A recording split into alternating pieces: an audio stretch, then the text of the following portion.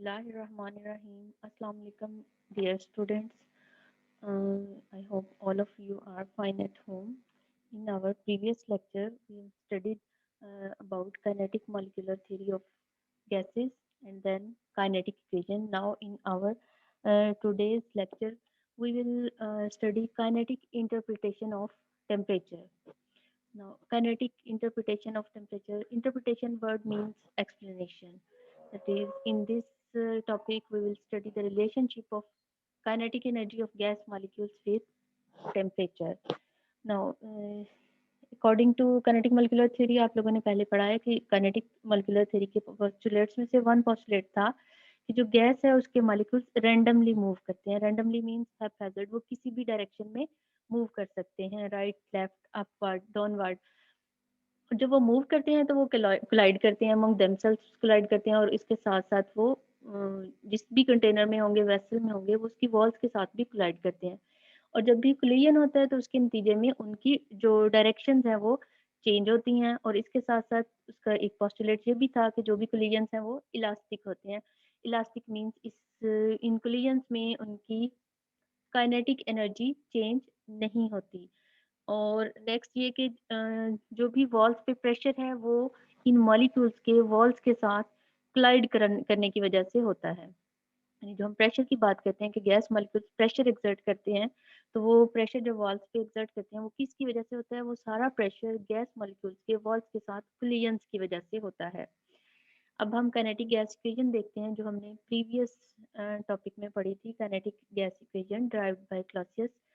PV is equal to 1 by 3 mnc square bar. इस equation में m is mass of one particle, n is total number of molecules, and c square bar is mean square velocity.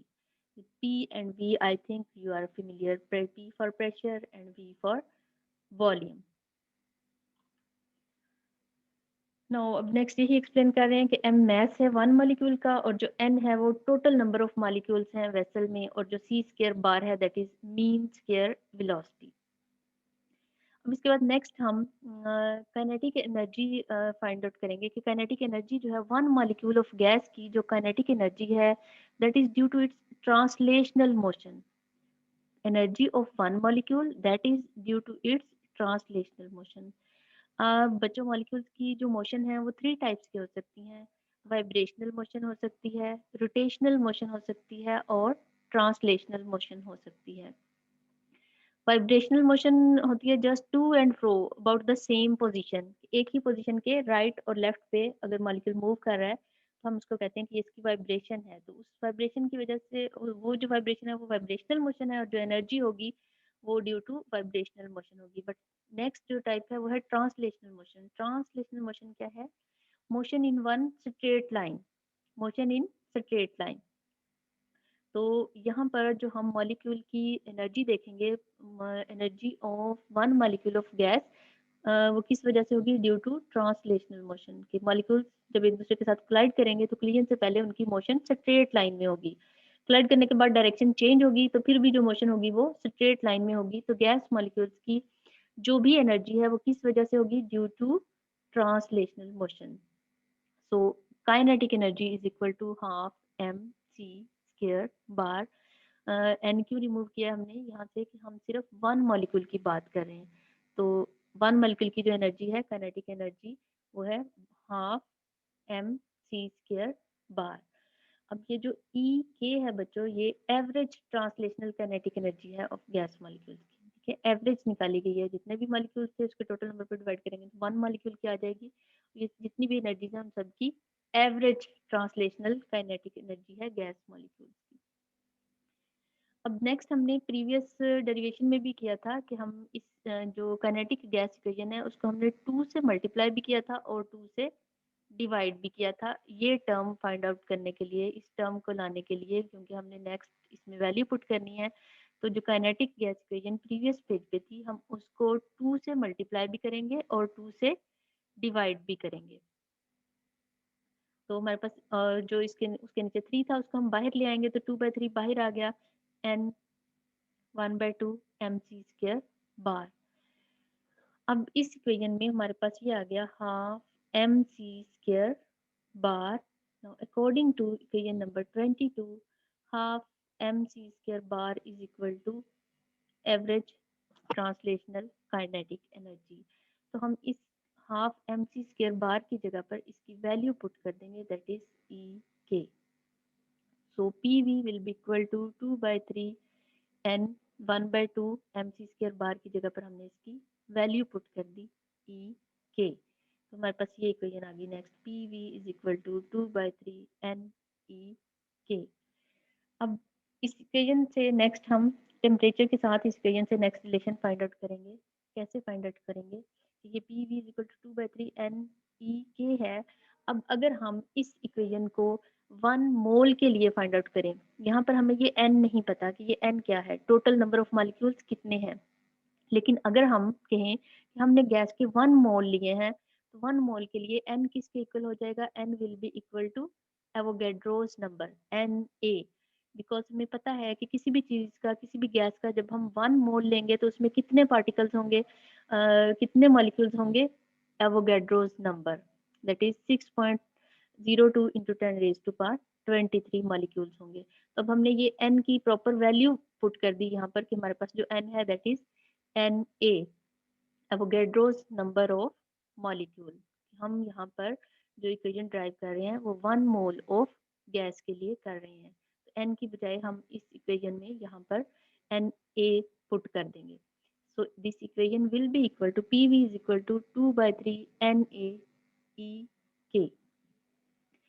अब next, ये तो derivation की हमने kinetic gas equation से. इससे पहले हम जनरल गैस इक्वेशन पढ़ रहे हैं और 1 मोल के लिए अगर हम जनरल गैस इक्वेशन लिखें तो that is pv is equal to RT. ठीक है, जनरल गैस इक्वेशन पर वैसे तो है pv is equal to nRT, but जब हम उसको 1 मोल के लिए लिखते हैं then pv will be equal to RT, n यहाँ पर पुट नहीं करेंगे.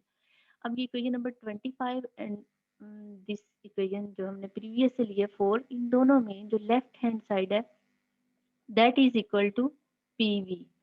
Left hand side of these two equations is equal to pv, so we can compare the right sides of these two equations.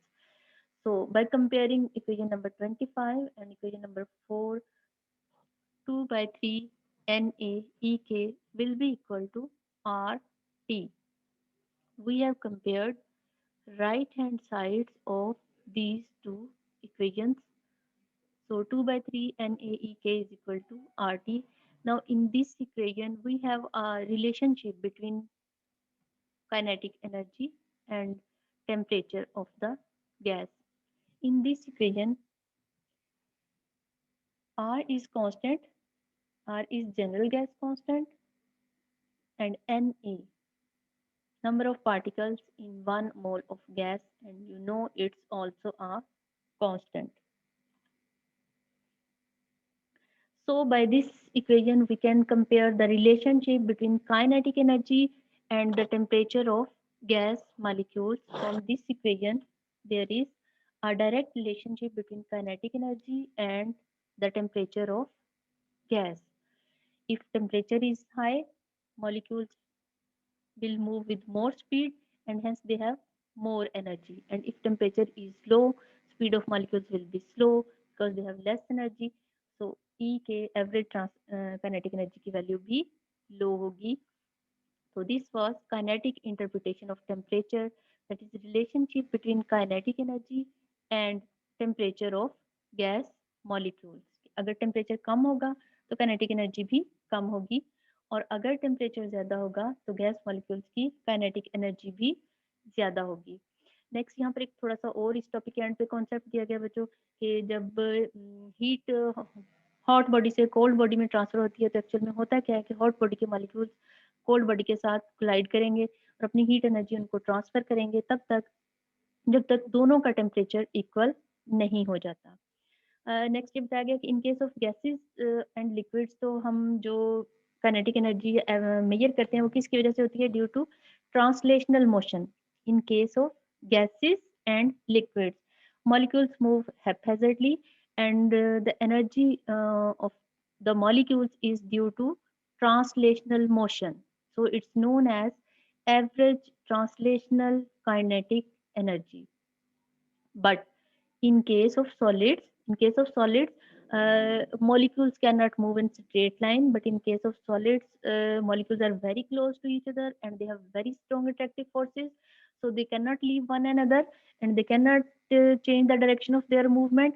But they have only vibrational motion. In case of solids, molecules have only vibrational motion. So in case of solids, the energy is a measure of vibrational motion.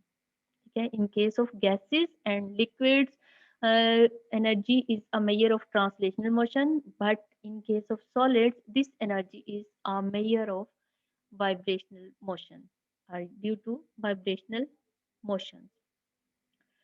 So, in keeping in view this kinetic interpretation, we can look at the absolute zero of temperature. You have studied in Charles' law that what is absolute zero of temperature. 0 Kelvin or minus 273 degrees centigrade is known as absolute zero of temperature. So it's that temperature at which molecular motion ceases. Means इतना low temperature है कि हम जाते जाते molecules की energy इतनी लो हो जाएगी और उनमें कोई मोशन नहीं होगी. Motion ceases means all of their motion stop. They are at rest when temperature is minus 273 centigrade or 0 Kelvin. Our next topic is liquefaction of gases. Liquefaction of gases means conversion of gases into liquids. Okay. In this topic, first we will study general principle of liquefaction. Then we will study a method that is used for the liquefaction of gases.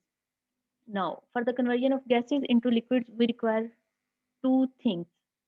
Number one is high pressure and number two is low temperature. किसी भी gas को liquid में convert करने के लिए हमें दो चीजें चाहिए, high pressure and low temperature. High pressure से क्या होगा, जब भी बच्चों हम गैस पे प्रेशर अप्लाई करेंगे, जितना हम प्रेशर इंक्रीज करते जाएंगे उसका वॉल्यूम डिक्रीज होता जाएगा अकॉर्डिंग टू बॉयल्स लॉ.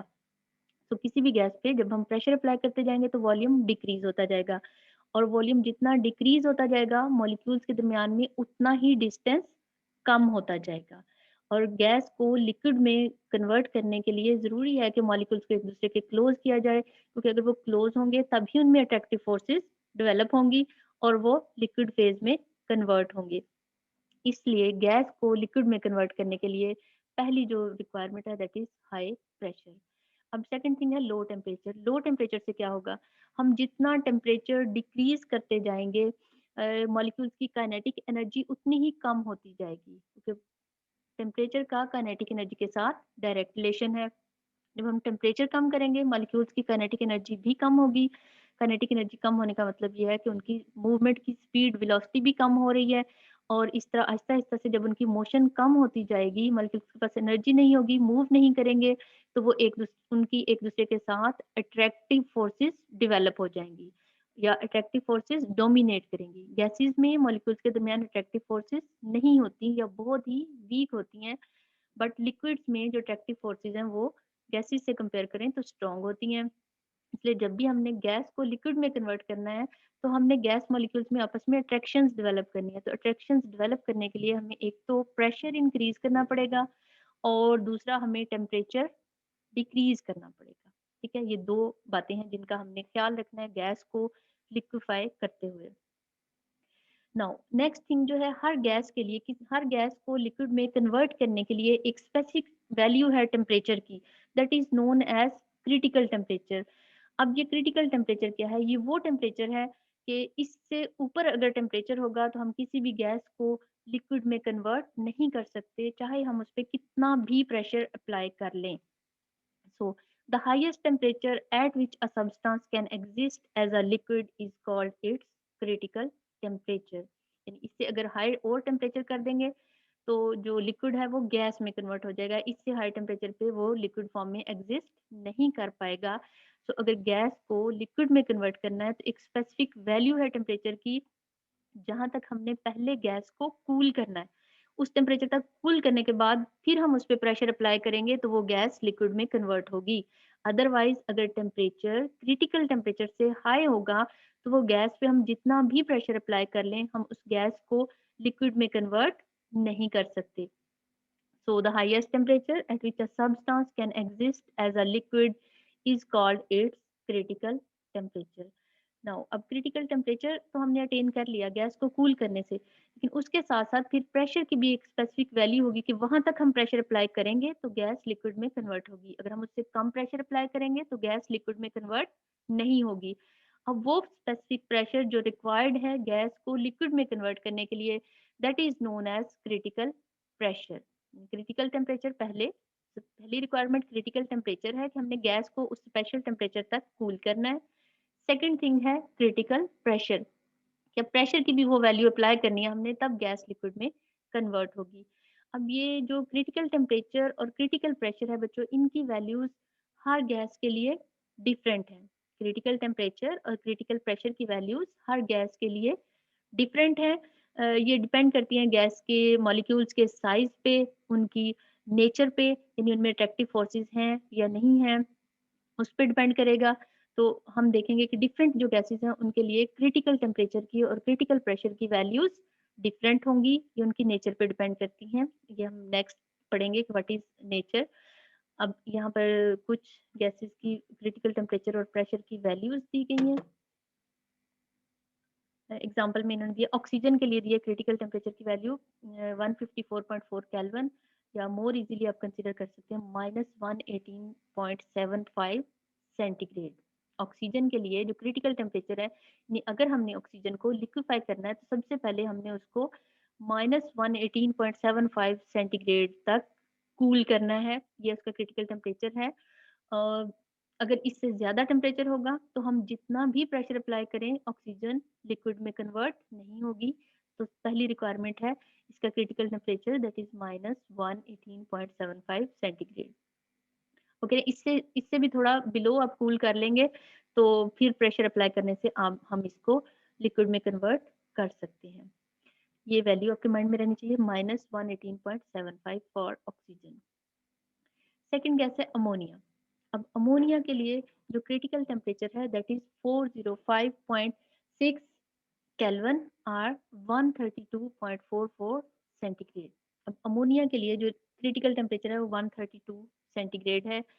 अगर हमने अमोनिया को कन्वर्ट करना है इनटू लिक्विड तो सबसे पहले हमें इसे कूल करना है 132.44 सेंटीग्रेड, और फिर हम उसको प्रेशर अप्लाई करने से कन्वर्ट कर सकते हैं इनटू अ लिक्विड. अब देखें ये जो 132 सेंटीग्रेड टेम्परेचर है बट ये रूम टेम्परेचर से बहुत हाई है.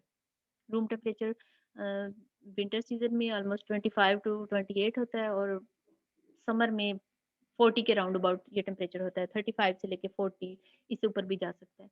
देखें ये वाला जो टेम्परेचर है रूम टेम्परेचर से बहुत हाई है. तो अमोनिया के लिए क्रिटिकल टेम्परेचर की वैल्यू हाई है, इसलिए हम इसको रूम टेम्परेचर पे भी प्रेशर अप्लाई करेंगे तो ये लिक्विड में कन्वर्ट हो जाएगा. बट ऑक्सीजन के लिए जो क्रिटिकल टेम्परेचर की वैल्यू है वो बहुत ही लो है, -118 सेंटीग्रेड है. तो ऑक्सीजन को हम रूम टेम्परेचर पे लिक्विड में कन्वर्ट नहीं कर सकते. अब हमारे पास नीचे हम टेबल देखेंगे, उसमें कुछ गैसेस के क्रिटिकल पैरामीटर्स हैं. Critical parameter means critical temperature, critical pressure, और जब हम क्रिटिकल टेम्परेचर अप्लाई करेंगे और क्रिटिकल टेम्परेचर तक गैस को कूल करेंगे और उसके साथ साथ हम क्रिटिकल प्रेशर भी अप्लाई करेंगे, तो उस वक्त जो गैस का वॉल्यूम होगा 1 मोल ऑफ गैस का, उसको हम कहेंगे क्रिटिकल वॉल्यूम. तो ये तीनों जो है ये क्रिटिकल पैरामीटर्स हैं, critical temperature, critical pressure and critical volume. अब ये डिफरेंट गैसेस के लिए क्रिटिकल टेम्परेचर की वैल्यू डिफरेंट क्यों है? उसकी रीजन है उनकी नेचर. अब नेचर क्या है? कुछ गैसेस होती हैं बच्चों पोलर और कुछ गैसेस होती हैं नॉन पोलर. फॉर एग्जांपल अगर हम हाइड्रोजन गैस लें तो ये नॉन पोलर है. हीलियम लें, ये भी नॉन पोलर है, मींस के उनके मॉलिक्यूल्स में कोई पॉजिटिव नेगेटिव चार्जेस नहीं है. लेकिन अगर हम वाटर वेपर्स की बात करें या हम अमोनिया मॉलिक्यूल की बात करें तो इनके मॉलिक्यूल्स पोलर हैं. वाटर मॉलिक्यूल में ऑक्सीजन पे पार्शियल नेगेटिव चार्ज होता है और हाइड्रोजन पे पार्शियल पॉजिटिव चार्ज होता है. और अगर हम अमोनिया देखें तो अमोनिया में नाइट्रोजन पे पार्शियल नेगेटिव चार्ज और हाइड्रोजन पे पार्शियल पॉजिटिव चार्ज। ये पार्शियल पॉजिटिव नेगेटिव कैसे आएंगे बच्चों? Due to difference of electronegativity between two bonded atoms. तो वो दो एटम जिनके दरमियान में बॉन्ड बना है उनमें से जिसकी इलेक्ट्रोनेगेटिविटी की वैल्यू ज्यादा होगी उस पर पार्शियल नेगेटिव चार्ज आएगा, और जिसकी इलेक्ट्रोनेगेटिविटी की वैल्यू कम होगी उस पर पार्शियल पॉजिटिव चार्ज आएगा। तो अगर सेम दोनों एटम्स होंगे तो किसी पे पॉजिटिव या नेगेटिव चार्ज नहीं होगा, तो फिर उस मॉलिक्यूल को हम नॉन पोलर कहेंगे, जैसे हाइड्रोजन। ठीक है, हाइड्रोजन या ऑक्सीजन। लेकिन पोलर गैसेस कौन सी होंगी? जिनके मॉलिक्यूल्स में डायपोल्स होंगे, पॉजिटिव नेगेटिव चार्जेस होंगे। तो वाटर और अमोनिया जो है ये पोलर मॉलिक्यूल्स हैं। अब इस पे क्रिटिकल टेम्परेचर कैसे डिपेंड करेगा? अब वो गैसेस या वो मॉलिक्यूल्स जो पोलर हैं उनके लिए क्रिटिकल टेम्परेचर की वैल्यू हाई होगी, यानी हाई टेम्परेचर में भी उनके मॉलिक्यूल्स में कुछ ना कुछ अट्रैक्टिव फोर्सेस होंगी। इसलिए हम थोड़ा सा भी कूल करेंगे तो अट्रैक्टिव फोर्सेस स्ट्रॉन्ग हो जाएंगी और वो गैसेस से लिक्विड्स में कन्वर्ट हो जाएंगे। बट जो नॉन पोलर मॉलिक्यूल्स हैं उनके मॉलिक्यूल्स में कोई पोल्स नहीं है, कोई डायपोल्स नहीं है, इसलिए दूसरे मॉलिक्यूल के साथ उनकी अट्रैक्शन इजीली डेवलप नहीं होंगी। उसके लिए हमें उनको बहुत ज्यादा कूल भी करना पड़ेगा और उसके साथ साथ उनपे प्रेशर भी ज्यादा अप्लाई करना पड़ेगा।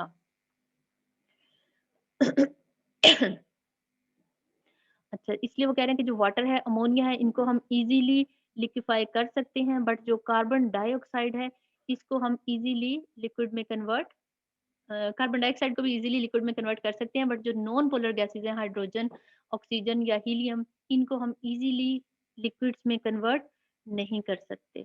कार्बन डाइऑक्साइड के लिए जो क्रिटिकल टेम्परेचर की वैल्यू है दैट इज 31 सेंटीग्रेड। अब 31 सेंटीग्रेड से अगर टेम्परेचर ज्यादा है तो हम कोई भी प्रेशर अप्लाई कर लें, कार्बन डाइऑक्साइड लिक्विड में कन्वर्ट नहीं होगी। उसके लिए जरूरी है पहले कि हम इसको इसके क्रिटिकल टेम्परेचर यानी 31 सेंटीग्रेड तक कूल करेंगे और उसके बाद फिर हम प्रेशर अप्लाई करेंगे, तो कार्बन डाइऑक्साइड जो है वो लिक्विड में कन्वर्ट हो जाएगी। नेक्स्ट एक और बात ये कि टेम्परेचर, क्रिटिकल टेम्परेचर से जितना हम कम टेम्परेचर कर लेंगे उतना फिर हमें प्रेशर कम अप्लाई करना पड़ेगा। यानी क्रिटिकल टेम्परेचर पे अगर हमें जो प्रेशर हम अप्लाई कर रहे हैं, अगर हम इससे ज्यादा कूल गैस को कर लेंगे तो प्रेशर उतना ही कम अप्लाई करना पड़ेगा और वो गैस जो है वो लिक्विड में कन्वर्ट हो जाएगी। इसलिए कह रहे हैं कि अगर टेम्परेचर जो है वो 31 से लो करेंगे तो कम प्रेशर से भी गैस जो है वो लिक्विड में कन्वर्ट हो जाएगी। अब क्रिटिकल टेम्परेचर की वैल्यू डिपेंड करती है किस पे? साइज पे, शेप पे और इंटरमॉलिक्यूलर फोर्सेस पे। यहाँ पर नेक्स्ट डिफाइन किया गया क्रिटिकल वॉल्यूम, जो मैंने आपको पहले ही बता दिया कि what is critical volume. Critical temperature और क्रिटिकल प्रेशर पे अगर हमने 1 मोल गैस को लिया है तो उस वक्त जो भी उसका वॉल्यूम होगा that will be critical volume and represented by Vc। Two different gases के क्रिटिकल वॉल्यूम्स दे दिए गए हैं यहाँ पर एग्जांपल में, कि जो ऑक्सीजन है उसका क्रिटिकल वॉल्यूम 74.42 क्यूबिक सेंटीमीटर है और जो कार्बन डाइऑक्साइड है उसका 95.65 सेंटीग्रेड है eight critical temperature and critical pressure. और हाइड्रोजन का कह रहे हैं 64.51 क्यूबिक सेंटीमीटर 1 मोल का वॉल्यूम होगा eight critical temperature and pressure. अब नेक्स्ट बच्चों हमारे पास ये टेबल है जिसमें डिफरेंट गैसेस के क्रिटिकल टेम्परेचर दिए गए हैं अलोंग विद क्रिटिकल प्रेशर।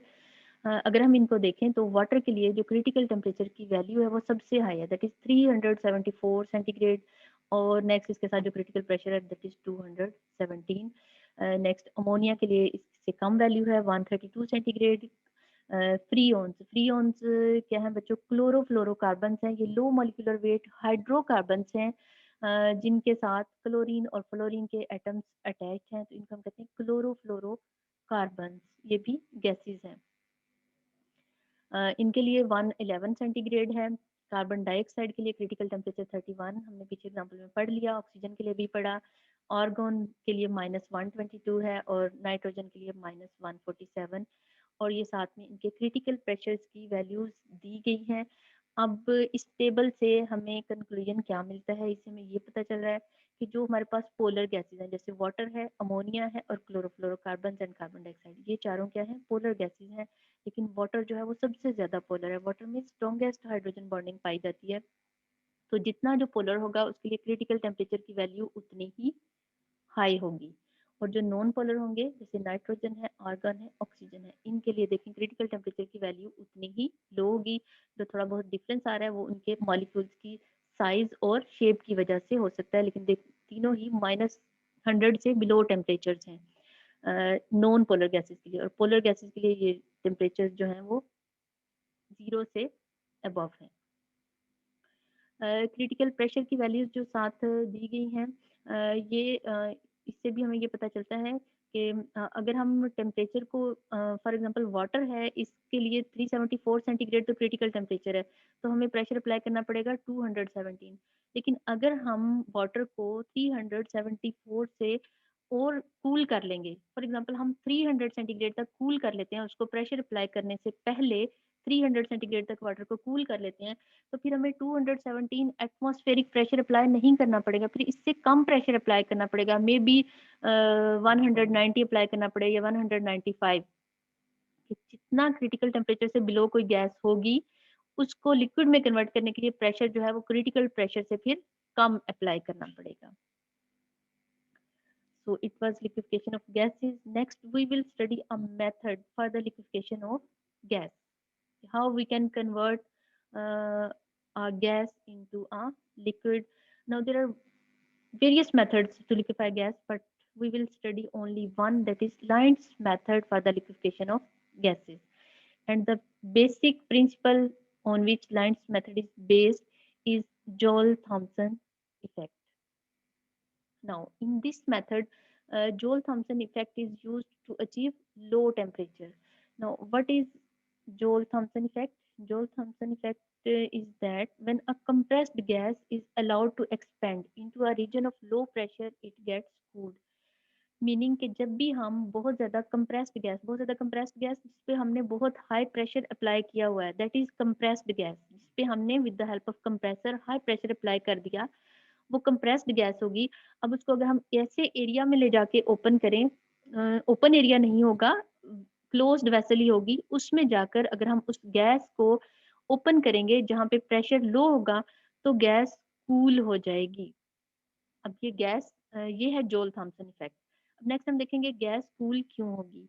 उसकी रीजन ये है कि जब हम गैस को बहुत ज्यादा कंप्रेस्ड कर देते हैं तो गैस मॉलिक्यूल्स में अट्रैक्टिव फोर्सेस डेवलप हो जाती हैं। ठीक है, जब बहुत ज्यादा कंप्रेस कर देंगे तो उन मॉलिक्यूल्स में अट्रैक्टिव फोर्सेस डेवलप हो जाएंगी। अब नेक्स्ट अगर हम उस गैस को लो प्रेशर एरिया में जाके छोड़ेंगे तो गैस मॉलिक्यूल्स एक्सपेंड करेंगे। अब एक्सपेंड करने के लिए उन्हें क्या चाहिए? एक्सपेंड करने के लिए पहले वो अट्रैक्टिव फोर्सेस को ब्रेक करेंगे। जब उन्होंने एक्सपेंड करना है तो क्या करेंगे? अट्रैक्टिव फोर्सेस को ब्रेक करेंगे। अट्रैक्टिव फोर्सेस को ब्रेक करने के लिए मॉलिक्यूल्स को चाहिए एनर्जी, और वो एनर्जी कहाँ से लेंगे? From with in the gas.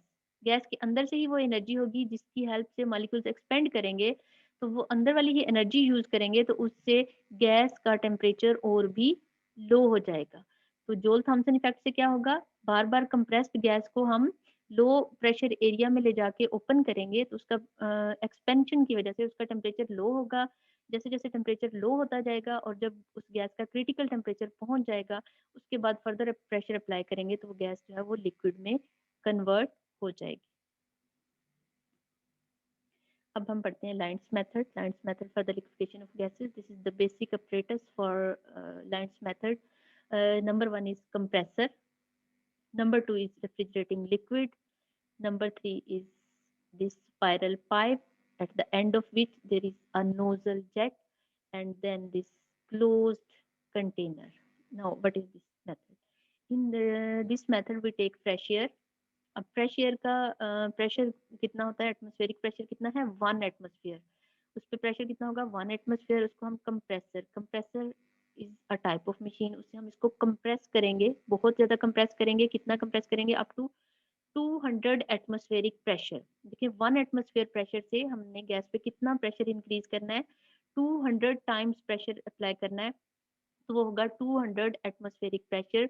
इतना प्रेशर अप्लाई करने से जो गैस मॉलिक्यूल्स हैं वो एक दूसरे से बहुत क्लोज हो जाएंगे, और जब किसी चीज को हम कंप्रेस कर रहे हैं, हम उस पर एनर्जी अप्लाई कर रहे हैं, तो उसकी वजह से उसका टेम्परेचर इंक्रीज हो जाएगा, उसमें हीट एनर्जी आ जाएगी। उस हीट एनर्जी को रिमूव करने के लिए कंप्रेस्ड एयर को पास किया जाता है थ्रू आ रेफ्रिजरेटिंग लिक्विड। यानी गैस अंदर से पास हो रही है, उसकी साइड पे ट्यूब है, और उस ट्यूब में क्या है? Refrigerating liquid means cooling liquid. It may be water cooled to 0 centigrade और बिलो 0 सेंटीग्रेड। ठीक है, कंप्रेस करना है हमने फर्स्ट वन गैस को, और फिर इस गैस को हमने पास करना है थ्रू आ रेफ्रिजरेटिंग लिक्विड जो इसमें से हीट ऑफ कंप्रेशन को रिमूव कर देगा, इसको कूल कर देगा। अब ये कंप्रेस तो पहले ही है और कूल्ड भी है गैस। अब नेक्स्ट हम इसको इस स्पाइरल पाइप से गुजारने के बाद यहाँ पर ओपन कर देंगे इस नोजल जेट से। जब गैस बाहर आएगी, जब ये एक्सपेंड होगी, तो जो इसका पहले टेम्परेचर था, फर्दर टेम्परेचर डिक्रीज होगा इसका। इसका टेम्परेचर फर्दर डिक्रीज होगा, गैस मॉलिक्यूल्स एक्सपेंड करेंगे, अट्रैक्टिव फोर्सेस को ओवरकम करेंगे, तो गैस का टेम्परेचर और भी कूल हो जाएगा। ठीक है, अब ये प्रोसेस हम जस्ट वन टाइम नहीं करेंगे। अब ये जो कंटेनर है बच्चों, इसका इसमें प्रेशर होगा अगेन 1 एटमोसफियर। ठीक है, फ्रेश एयर हमने ली थी, उसका 1 एटमोसफियर था, उसको हमने 200 एटमोसफेरिक प्रेशर तक कंप्रेस किया, और उसके बाद ये जो कंटेनर है इसका प्रेशर भी 1 एटमोसफियर है। यानी फिर से हमने गैस को ओपन कर दिया ऐसे एरिया में जहाँ पे प्रेशर बहुत कम था। प्रेशर कम की वजह से गैस एक्सपेंड करेगी, और इस एक्सपेंशन की वजह से इसमें कूलिंग होगी और टेम्परेचर लो होगा। अब ये प्रोसेस हम ओनली वंस नहीं करेंगे, इसको हम again and again many times करेंगे, कि जो मॉलिक्यूल्स ऊपर जा रहे हैं गैस के, उनको हम दोबारा से फिर कंप्रेसर में लेके जाएंगे, फिर से उनको कंप्रेस करेंगे, फिर से हम उनको रेफ्रिजरेटिंग लिक्विड से पास करेंगे, और अगेन स्पाइरल पाइप से पास करके यहाँ पर हम उनको एक्सपेंड करेंगे। तो ये मॉलिक्यूल जो है ये फर्दर इनका टेम्परेचर लो होगा, कूल होंगे, और ये क्रिटिकल टेम्परेचर से बिलो होंगे, तो ये किस में कन्वर्ट हो जाएंगे, लिक्विड में कन्वर्ट हो जाएंगे। लिक्विड एयर यहाँ पर कलेक्ट होती जाएगी, और जो एयर अभी भी लिक्विड में कन्वर्ट नहीं हुई, उसको हम अगेन कंप्रेशन पंप से पास करेंगे, और इस प्रोसेस को अगेन एंड अगेन हम करेंगे जब तक ये लिक्विड सारी एयर लिक्विड में कन्वर्ट नहीं हो जाए। It was lines method for the liquefaction of gases. इस मेथड से हम बहुत सारी गैसेस को लिक्विड्स में कन्वर्ट कर सकते हैं, बट ओनली एक्सेप्शन है कि हम हाइड्रोजन और हीलियम को लिक्विफाई इस प्रोसेस से नहीं कर सकते। उसकी रीज़न ये है कि हाइड्रोजन और हीलियम के लिए जो क्रिटिकल टेम्परेचर है उसकी वैल्यू बहुत लो है। आई थिंक हाइड्रोजन के लिए -200 सेंटीग्रेड और हीलियम के लिए -270 डिग्री सेंटीग्रेड।